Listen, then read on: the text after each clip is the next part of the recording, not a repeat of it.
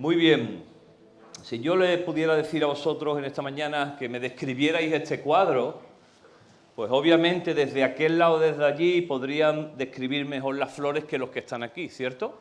Los que están aquí quizás podían describir mejor el farol, los que están enfrente tendrían una perspectiva global y podían detallar. La gente que está aquí delante podía definir mucho mejor una jaula sin pájaro que hay ahí, por cierto. Y yo que estoy detrás, pues podía explicar lo que está detrás, que es la parte más fea, que es el soporte, las pelusas, todas las cosas.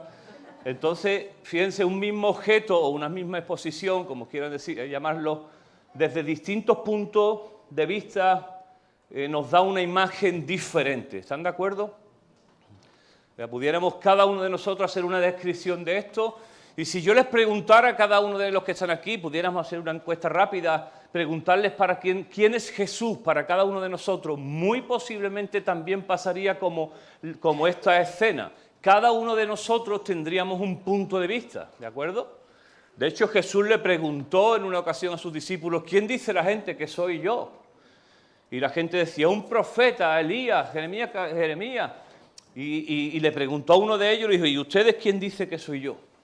¿De acuerdo? Y podríamos preguntar en esta mañana a cada uno de nosotros, ¿quién es Jesús para cada uno de nosotros? Y tendríamos diferentes puntos de vista y juntos posiblemente tendríamos un cuadro completo. Tendríamos un cuadro completo. Y yo quiero en esta mañana, con ayuda del Señor y de su palabra, poder adentrarme a un texto y que ustedes me acompañen a esta escena, porque vamos a ver 5 grupos de personas que vieron una misma escena, pero cada uno tuvieron una perspectiva diferente. Cada uno vieron a Jesús de una manera diferente totalmente, como pudiera ocurrir aquí en esta mañana. Y nos vamos a adentrar en una escena y para ello les pido que hagan uso de su imaginación. Es fácil ahora, con la televisión, con todos los canales que tenemos, enfocarte en una escena, meterte en una peli. Yo quisiera en esta mañana, quisieran ustedes un esfuerzo de 20 minutos no más, de que intenten meterse en la escena que ahora va a acontecer. Que ustedes hicieran un esfuerzo y pudieran trasladarse a ese Jerusalén del primer siglo y juntos pudieran ver qué ocurre ahí. Y esos grupos humanos, cómo vieron a Jesús. Porque pudiéramos aprender de ellos en esta mañana, porque posiblemente nos identifiquemos con alguno de estos grupos en esta mañana. Y finalmente terminaremos pues conectando todo un poco y para ver qué tiene que ver esto con la presentación de Lucía. ¿Sí? ¿Me pueden hacer el favor de esforzarse 20 minutos ahí, concentrarse, sí o no? Venga, hagan el esfuerzo, por favor. Pongan su mente en modo avión, ¿sí? Para que no entren otros pensamientos, sino que podamos entender. Dice la palabra del Señor y narra un texto que abre tradicionalmente la Semana Santa, que hace 2 semanas, bueno, se terminó el domingo pasado, pero abre la Semana Santa, es la entrada en Jerusalén, la llamada también borriquita, como tradicionalmente nosotros lo conocemos. Y así empieza el texto. Dice la palabra del Señor en Mateo 21, del 1 al 17, que mientras Jesús y los discípulos se acercaban a Jerusalén, llegaron a la ciudad de Betfagé, en el Monte de los Olivos, y Jesús mandó a 2 de ellos que se adelantaran, y les dijo, vayan a una aldea que está allí, y les dijo, en cuanto entre verán una burra atada con su cría, desaten a los 2 animales y tráiganmelo. Y si alguien pregunta qué están haciendo, simplemente digan el Señor los necesita y entonces le permitirá llevárselos de inmediato. ¿De acuerdo? Llegan a una aldea antes de entrar en Jerusalén y el Señor les dice, miren, vayan allí, ahí hay 2 animales, desátenlo y tráiganmelo y si alguien pregunta, ustedes les dicen que yo lo necesito. Y así hacen, ¿verdad? Y dice que eso ocurrió para que se cumpliera la profecía, una profecía que está en Zacarías 9:9, y dice que dile a la gente de Jerusalén, mira, tu rey viene hacia ti, es humilde y llega montado en un burro, montado en una cría de burro.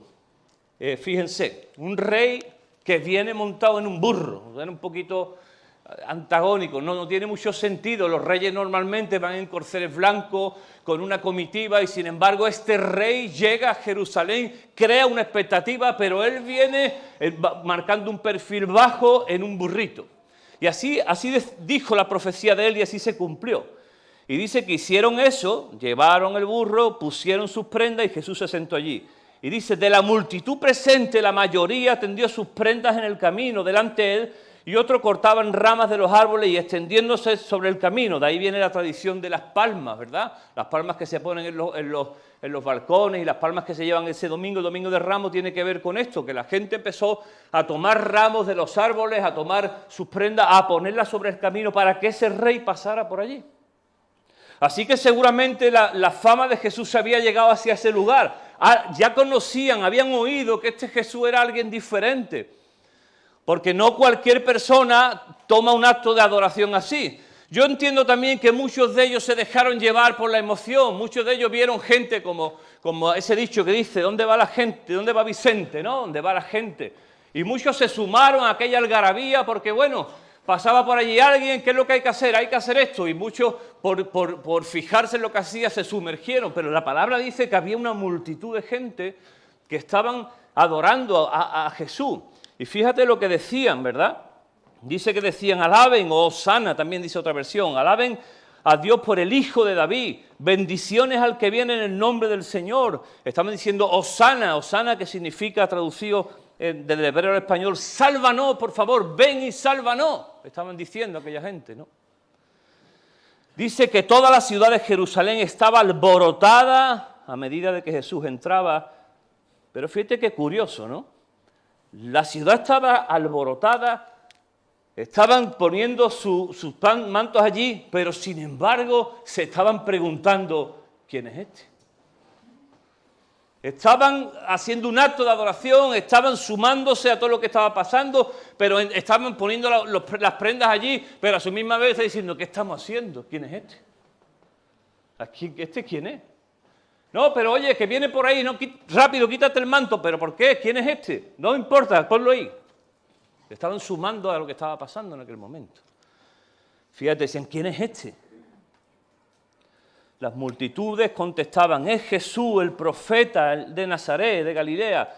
Jesús entró en el templo y comenzó a echar a todos los que compraban y vendían animales para el sacrificio, volcó las mesas de los cambistas y las sillas de los que vendían palomas. Y déjame explicarte un poquito todo esto, para aquellas personas que no están familiarizadas con la tradición hebrea. Había un gran templo donde se hacían todos los sacrificios.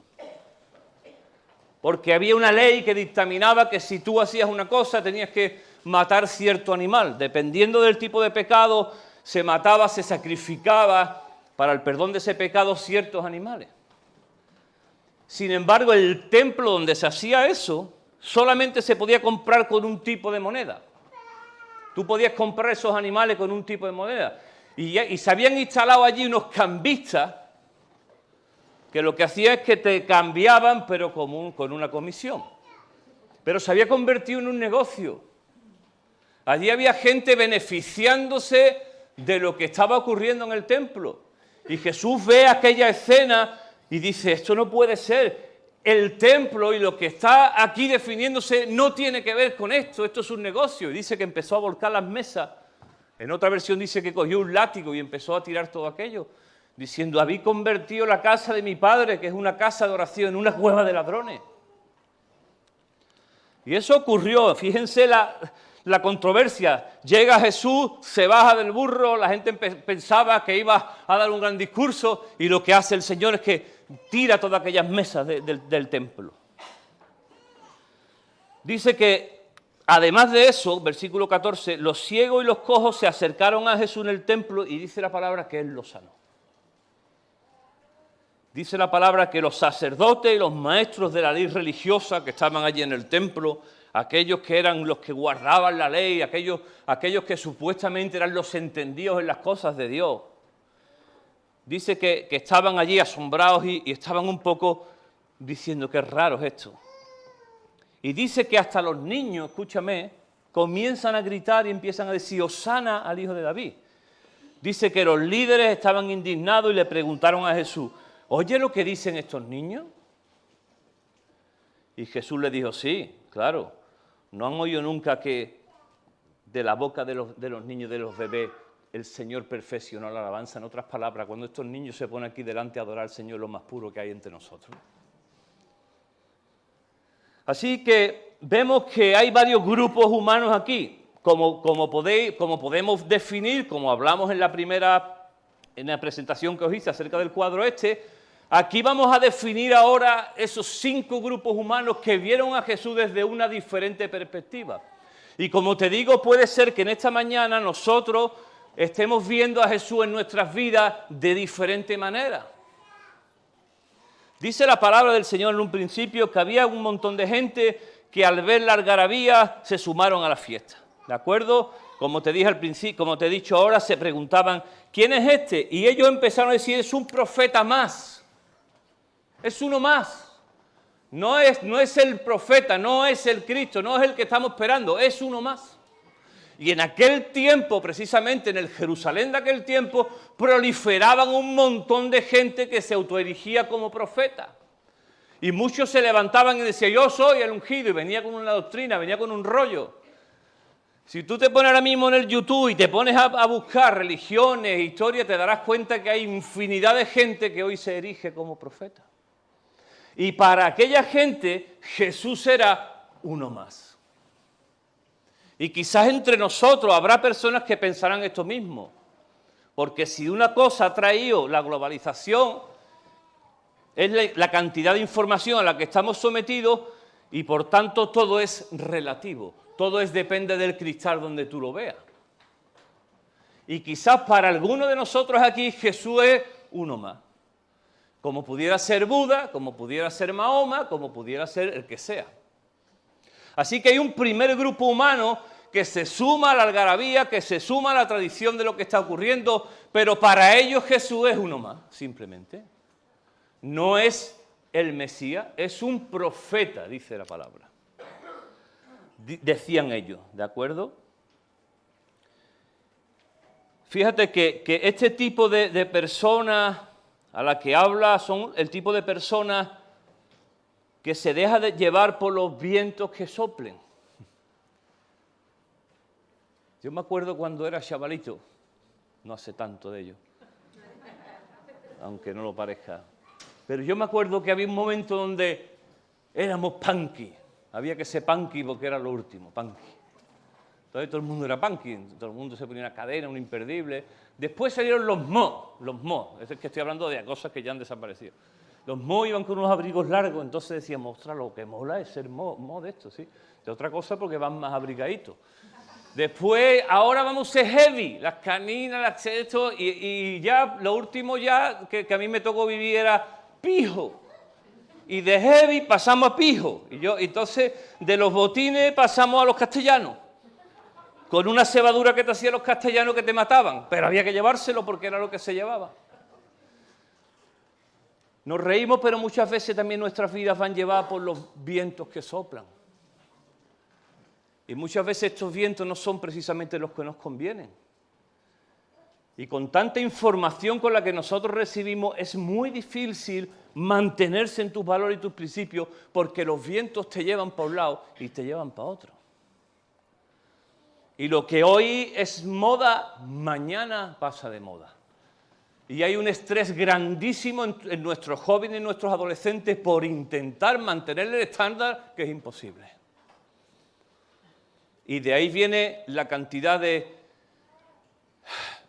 ansiedad que estamos sufriendo, depresiones, porque el ritmo de la vida es tan rápido, tan fuerte, los cambios se producen tan rápido que es imposible estar al día en todas las cosas. Y quizás entre nosotros hay gente así, gente que según donde soplen las circunstancias vamos para un lado o para otro. Pero fíjate lo que dice la palabra en Efesios 4, 14, 15, y habla de aquellos que se afianzan en el Señor. Dice, ya no seremos como niños inmaduros, no seremos arrastrados de un lado a otro, empujados por cualquier corriente de nuevas enseñanzas. No nos dejaremos llevar por personas que intenten engañarnos con mentiras que parezcan tan hábiles que parezcan verdad. En cambio, hablaremos la verdad, escúchame, la verdad con amor, y así creceremos en todo sentido, dice la palabra, hasta parecernos más y más a Cristo, quien es la cabeza de su cuerpo, quien es la cabeza de su cuerpo, que es la Iglesia. Está diciendo, si tú eres capaz de afianzarte en Cristo, esas corrientes no te arrastrarán y provocarán en tu corazón ese sentimiento de que nunca damos la talla. No sé si te sientes así, ¿no? Especialmente nuestros adolescentes. Había otro grupo de personas que se estaban beneficiando de todo lo que produce la religión. Dice la palabra del Señor que el principio de todos los males es el amor al dinero. Nótese, amor al dinero, no habla del dinero como mal, sino el amor desmedido que se convierte en codicia del dinero. Porque el dinero en sí no solo no es malo, es necesario. Alguien dijo, yo no me muevo por dinero, pero necesito el dinero para moverme. Pero el amor desmedido al dinero produce, dice la palabra del Señor, la mayoría de los males. Y si tú te pones a pensar y empiezas a hilar un poquito atrás, te das cuenta que las guerras, los conflictos, incluso muchas enfermedades, y esto podríamos discutirlo profundamente, tienen que ver porque hay detrás un interés.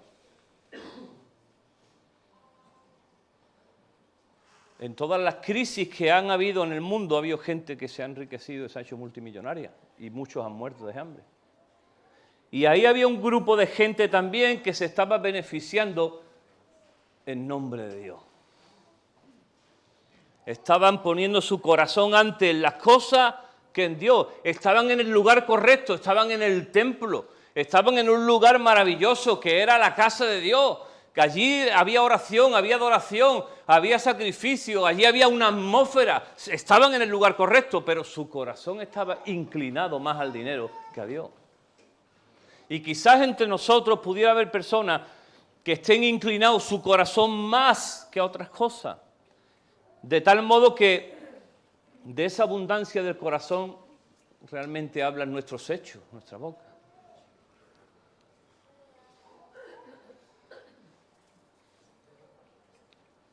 Había un tercer grupo que eran los necesitados.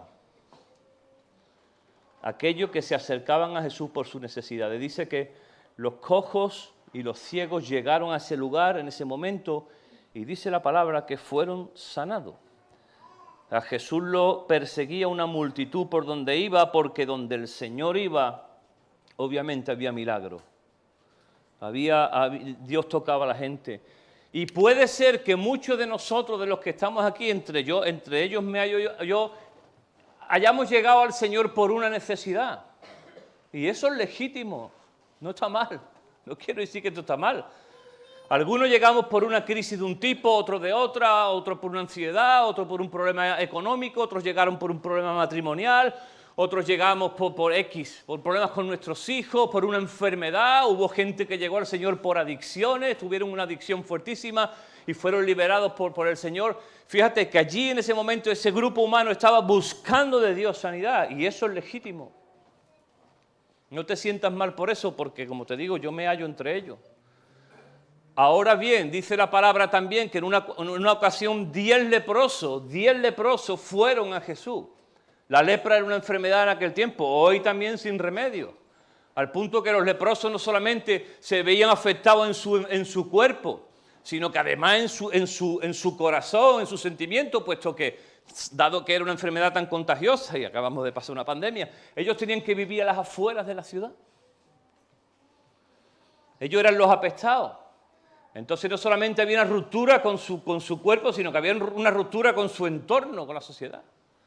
Y fíjate, tenían la obligación de llevar una campanita. No sé si sabías eso. De tal modo que la tenían que hacer sonar por si tú te cruzabas en una calle, tú no te habías dado cuenta y al venir un leproso de frente, él sonaba una campanita para que tú te fueras por otra calle. Imagínate.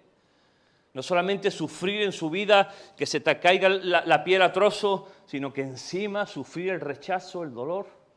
Sin embargo, el Señor se acerca a esos 10 leprosos y los sana. Y les dice, vayan, como dice el rito, a los sacerdotes, preséntense, enséñenles eso. ¿Para qué? Para que le den paso de nuevo a la comunidad. Y dice que cuando iban, sus manos fueron sanadas, su cuerpo, y estaban tan emocionados que se olvidaron, pero uno de ellos, solo uno de ellos, de los 10, se volvió. Y se volvió a darle las gracias al Señor. Y le dijo, Señor, gracias. Porque yo antes era un leproso y ahora tú me has sanado. Y quizás entre nosotros haya gente con necesidad. Y he visto pasar por mi vida muchísimas personas que vinieron con una necesidad tremenda en su vida, con adicciones, con problemas, y cuando fueron sanados, cuando su matrimonio fue arreglado, bye bye. Y allí había un grupo de gente que estaba con una necesidad. Quizá entre nosotros hay gente que Dios ha hecho cosas en su vida. Mira, simplemente te has levantado esta mañana con tus propios pies. Te has vestido tú solo. Has tenido un café, un desayuno en tu mesa. Te has podido montar en tu coche. Estás abrazando, como veo aquí, tantos niños hoy. Simplemente eso es más que suficiente para decirle a Dios gracias. Pero nuestras vistas están muchas veces más puestas en lo que no tenemos y lo que no somos que en lo que somos. De tal manera que cuando nuestro corazón y nuestras intenciones están puestos en lo que no tengo, resulta que me vuelvo en un desagradecido. Pero cuando soy capaz de mirar y darle gracias a Dios por lo que sí tengo, entonces mi vida se convierte en una vida de alabanza y de adoración. Había otro grupo humano allí, van 3, vamos al cuarto.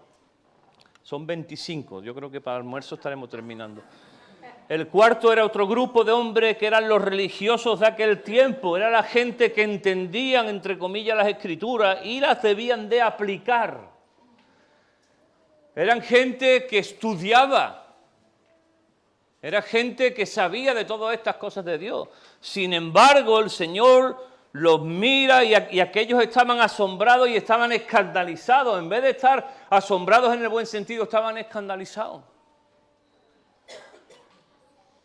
Jesús, que pasaba de todo ese tipo de cuestiones, porque a Jesús, entre otras cosas, se le conocía como Jesús el de las malas compañías. Jesús, aquellos religiosos de aquel tiempo no se topaban con nadie porque podían perder su santidad y ponían siempre una barrera entre ellos y los demás. Sin embargo, Jesús rompía las barreras sociales, las barreras de todo tipo, culturales, y se acercaba a la gente que más lo necesitaba. Y por eso siempre acusaban al Señor y le decían a los discípulos: oye, tu maestro anda con las gentuzas, tu maestro anda con los cobradores de impuestos, anda con las prostitutas y anda con los borrachos. Y Jesús decía: pues claro, son los que más me necesitan. Y aquellos religiosos, aquellos guardianes de la moral, estaban asombrados por lo que estaban viviendo, ¿verdad? Y fíjense, la letra mata, dice la palabra, pero es el Espíritu el que vivifica nuestro corazón. Y a lo mejor entre nosotros hay gente que aplica muy bien la letra, las normas, pero en su corazón están fríos, no hay vida. Y por último, había un grupo que pasaba desapercibido allí. Josué, el pobre, para arriba, papá. Tenía que haberle puesto un secretario con el móvil al pobre. Había un grupo entre aquellos que pasaba desapercibido. Quizá no eran notables, quizá ni nadie les echaba cuenta. Entre aquel grupo, de aquel gentío, aquel bullicio, entre los religiosos, entre aquellos que se creían mejor que nadie, entre los que no se enteraban de nada, como hay en muchos sitios, ¿verdad? Había un grupo diferente. Una gente que no entendiendo mucho, que no sabiendo de muchas cosas, sin embargo sí estaban viendo a Jesús actuar. Y era un grupo de niños que estaban diciendo: Hosana al Hijo de David, tú eres el Cristo. Aleluya. Dice que había un grupo de niños gritando tan fuerte, estaban adorando tan fuerte que estaban siendo molestos, imagínate. Se estaban saliendo del pellejo, estaban diciendo: no, nosotros queremos también adorar. Y eran niños y no entendían mucho, seguramente fueron llevados allí por los padres. Ellos no entendían de doctrina, ellos no entendían de política, pero estaban viendo que Jesús era genuino y auténtico. Jesús se encuentra con esos niños, fíjate lo que les dice a los maestros, le están diciendo a aquellos religiosos: oye Jesús, ¿no te estás dando cuenta de la que están formando los niños, que están gritando? ¿No es molesto para ti? Y dice la palabra del Señor que el Señor les dijo, nunca leísteis que la mejor alabanza que hay precisamente es la de los niños. Que la perfección de la alabanza está en boca de los niños, porque es una alabanza pura. Y mira, los niños hay una cosa que tienen como un sexto sentido, y es que ellos detectan si el amor que se les da es puro o es por conveniencia. La pureza del corazón de los niños detectan cuando un abrazo es de verdad, cuando no, y aquellos niños estaban viendo autenticidad. Dice la palabra del Señor en otro texto también, en Mateo 18, igual, dice que los discípulos se acercan a Jesús, le preguntaron, ¿quién es el más importante del reino de los cielos? Allí había un montón de gente, estaban los discípulos allí puestos, estaban los religiosos, y le preguntan a Jesús, del reino de los cielos, ¿quién es el más importante? Y todos estaban esperando que dijeran, no, yo, aquel. Y dice que Jesús aparta a toda la gente y toma un niño. Y lo pone en el centro de aquella reunión, a un niño. Y dice que llamó a un niño y le dijo, le digo la verdad, a menos que se aparten de sus pecados y se vuelvan como niños, nunca entrarán en el reino de los cielos. Así que el que se vuelva tan humilde como este pequeño es el más importante en el reino del cielo. Quizá entre nosotros hay personas que son como estos niños, que no entendiendo mucho, que no sabiendo todas las cosas, siendo torpe, quizá entre nosotros reconocemos que Jesús es el Señor y nos ha amado con un amor que nunca nadie nos amó. Jesús pone de ejemplo a un niño, no pone a un famoso predicador, no pone a un santo, no pone a un niño, dice, a menos que ustedes crean como este niño sencillo, humilde, no pueden entrar en el reino de los cielos. Y quizá en esta mañana debemos devolvernos como niños, desandar muchos caminos que hemos andado para llegarnos a Jesús con sinceridad, con humildad y decirle, aquí estoy. Si pretendemos llegar al Señor con nuestros talentos, nuestros galones, déjame decirte que se van a quedar a la altura de... Porque el Señor lo que está buscando son corazones sencillos, que le digan, te necesito. ¿Cómo hemos cantado hoy? Corro a mi Padre, corro a mi hogar.